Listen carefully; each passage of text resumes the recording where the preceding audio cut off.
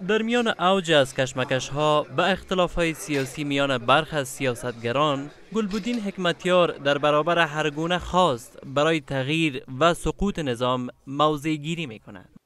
سوچ لنا سالم ولار او غیر اصولی تګلارو او په یوه اړخیز توګه د دې نظام بدلول او نسکورول غواړي، نه ورسره موافق یو او نه اجازه ورکوو.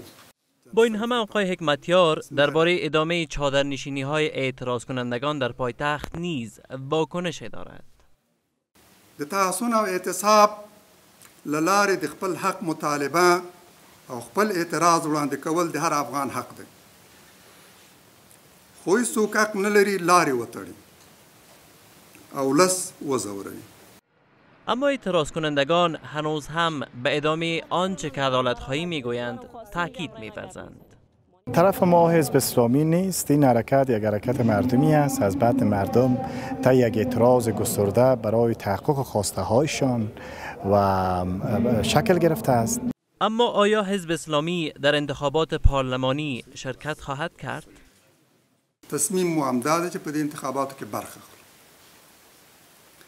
د جمهوریت ریاست په انتخاباتو کې لا تر اوسه پورې د برخې اخیستو تصمیم نه لرو. وضعیت داسې ګورو چې ښه به دا وي حزب اسلامي د دې په ځای چې خپل نماند ولري د یو مناسب نماند ملاتړ وکړي. آقای حکمتیار از نظام انتخابات به شدت انتقاد می کند و آن را ناکارا می داند، اما امیدوار است که پس از گفتگو و رایزنی ها با کمیسیون های انتخاباتی، انتخابات های آینده شفافتر و با هزینه کمتر انجام شود.